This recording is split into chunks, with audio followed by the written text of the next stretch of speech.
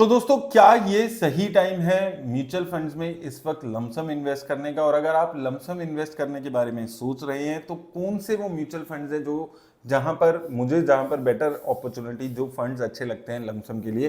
तो सबसे पहले तो बात आती है कि क्या लमसम इस वक्त करना चाहिए। देखिए, अगर आप एक साल की रिटर्न्स इंडियन मार्केट की देखेंगे तो डेफिनेटली अभी भी बहुत ज्यादा गिरावट है। अभी भी एक साल में कुछ खास रिटर्न्स नहीं है। स्मॉल कैप मिड कैप में नेगेटिव रिटर्न्स है, निफ्टी 50 इंडेक्स में फ्लैट रिटर्न्स है, ना के बराबर रिटर्न्स है, और जो बाकी इंडेक्सेस हैं उसमें भी आपको सिमिलर हाल देखने को मिलता है। तो यहां पर अब बात आती है कि कहां पर अपॉर्चुनिटी है। अगर हम स्मॉल कैप, मिड कैप और लार्ज कैप फंड्स की तीनों की कंपैरिजन करते हैं तो देखिए, सबसे पहले निफ्टी 50 इंडेक्स को क्विकली देखते हैं। 25,300 पे इस वक्त पहुंचा हुआ है। एक साल में आप देखेंगे नील रिटर्न्स है। सितंबर में अपना ऑल टाइम हाई बनाया था, तो लगभग एक हफ्ते बाद आप देखेंगे वो ऑल टाइम हाई का डे आ जाएगा। अब अगर आप मार्केट को देखें पिछले 3 महीने में, तो यहां पर आपको वॉलेटिलिटी देखने को मिलेगी। पहले भी एक दो बार 25,500 600 तक मार्केट पहुंची है, उसके बाद गिरावट देखने को मिली थी। तो अभी क्या दोबारा से ये मार्केट फिर से गिर के यहां पर आएगी? जनरली यही देखा जा रहा है।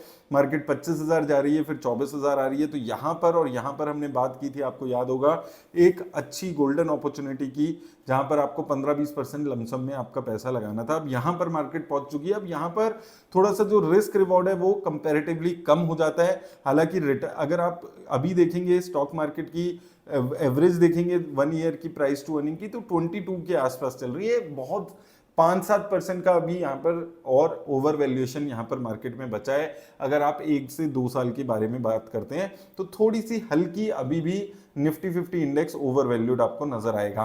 वहीं अगर हम सिमिलरली बात करते हैं यहाँ पर दूसरे इंडेक्सेस की, जैसे कि मिड कैप इंडेक्स, तो यहाँ पर भी आप देखेंगे एक साल में लगभग नील रिटर्न्स है, एक साल में आप देख रहे हैं नेगेटिव रिटर्न्स है। और यहाँ पर भी आप देखेंगे, यहाँ पर हमने बात की थी इन लेवल्स पे, 55,000 के लेवल्स हैं, इनको पकड़ के चलिएगा। 55,000, 500, 56,000, ये एक अच्छी अपॉर्चुनिटी हर बार मार्केट में आपको देती है अच्छी रिटर्न्स कमाने की।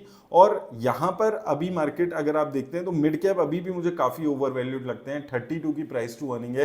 तो mid cap companies, mid cap जो शेयर्स हैं वो सारे अभी भी काफी ओवर वैल्यूड नजर आते हैं। वहीं उसी तरह अगर हम तीसरे पे चलते हैं, यानी कि निफ्टी स्मॉल कैप, तो यहां पर भी अभी हालत खराब ही नजर आएगी। हालांकि एक वीक पिछला और पिछला एक महीना फिर भी कंपैरेटिवली अच्छा रहा है मार्केट के लिए, 4% की रिटर्न है। लेकिन अभी भी ओवरऑल एक साल में नेगेटिव रिटर्न्स आपको देखने को मिलेगी। यहां से भी आप देखेंगे 29 अगस्त के बाद से एक वन साइडेड उछाल पिछले 3 हफ्तों में देखने को मिला है। और यहां पर भी अगर आप देखेंगे तो वैल्यूएशंस अभी भी ज्यादा है।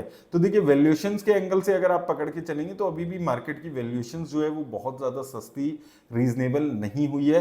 तो वो चीज आप ध्यान रखिएगा। लेकिन अगर लॉन्ग टर्म के लिए 10 साल 5 साल के लिए इन्वेस्ट कर रहे हैं तो कुछ पैसा आपका लगाया जा सकता है। अगर मार्केट में अगले वीक थोड़ा बहुत यहां से करेक्शन देखने को मिलती है, जैसे हमने फ्राइडे को देखा, अगर नेक्स्ट वीक भी थोड़ी बहुत करेक्शन आती है, 25,000 उसके नीचे जाती है, तो एक पैसा आपका लगाया जा सकता है। इसके अलावा जो एक इंडेक्स है जो मुझे लगता है जहां पर अभी, जो एक सेक्टर है जहां पर अभी अच्छी अपॉर्चुनिटी मिल रही है, वो आपका आईटी इंडेक्स है।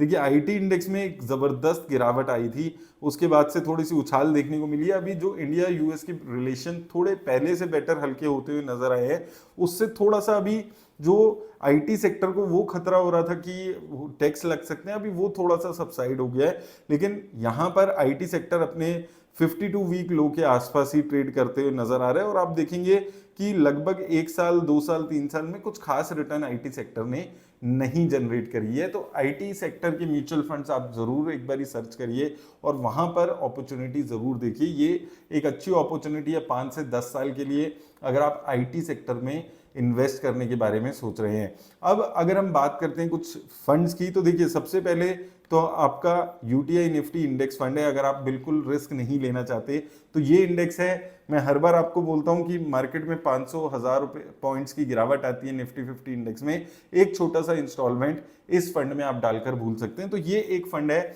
जिसको जरूर ध्यान में रखिए, जहां पर आप इन्वेस्ट करने के बारे में सोच सकते हैं। तो ये एक फंड जरूर आप हमेशा अपने माइंड में रखिए। यहाँ पर 10 सालों में 13% की रिटर्न है, एक साल में रिटर्न्स नहीं है, लेकिन 5 साल 10 साल में अच्छी कंसिस्टेंट रिटर्न्स देने वाला ये फंड रहता है निफ्टी 50 इंडेक्स, और आने वाले टाइम में भी एक्सपेक्टेशन है कि एटलीस्ट 8 से 10% की रिटर्न्स ये इंडेक्स, हमारा जो निफ्टी 50 इंडेक्स है, वो जनरेट कर सकता है। तो ये एक इंडेक्स है जो अगर आप बिल्कुल रिस्क नहीं लेना चाहते, आप मार्केट के बारे में नहीं पता है, तो इस इंडेक्स में पैसा डाल सकते हैं, स्पेशली अगर आप 40-50 ईयर्स से अबव की एज में है।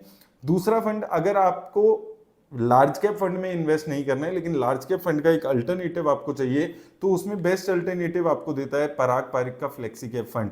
1,15,000 करोड़ की मार्केट कैप अभी इसकी हो चुकी है, लेकिन यहाँ पर आप कंसिस्टेंसी देखेंगे तो एक साल में 8% की रिटर्न है। जब मार्केट में कहीं रिटर्न्स नहीं आ रही थी फिर भी इस फंड ने रिटर्न्स जनरेट किया, और ये फंड्स ज्यादातर ऐसी वॉलेटाइल और खराब मार्केट के लिए बेटर परफॉर्म करते हैं। मार्केट अच्छा परफॉर्म करती है तो शायद आपको ये फंड खराब परफॉर्म करते हुए दिखें, तो वो चीज भी आपको ध्यान में रखनी है। एक थोड़ा सा डाउनसाइड अच्छी प्रोटेक्शन वाले फंड्स अगर आपको देखने तो उसमें पराग पारिक फ्लेक्सी कैप फंड का नाम आ जाता है। लगभग सारा पैसा ये अपना लार्ज कैप में ही लगा रहा है। डिटेल में हमने इस फंड का रिव्यू किया हुआ है तो बहुत ज्यादा डिटेल में बात नहीं करूंगा, लेकिन ये फंड है जो कि एक अच्छी ऑप्शन आपको अल्टरनेटिव देता है लार्ज कैप फंड्स का। इसके बाद एक्सिस स्मॉल कैप फंड, देखिए यहां पर भी मैं वही चीज बोलूंगा कि डाउनसाइड प्रोटेक्शन अच्छी है। 25,000 करोड़ की मार्केट कैप है, एक साल में लगभग मार्केट जैसी रिटर्न्स दी है, और 3 महीने एक साल में आप देखेंगे कंसिस्टेंसी आपको देखने को मिलेगी।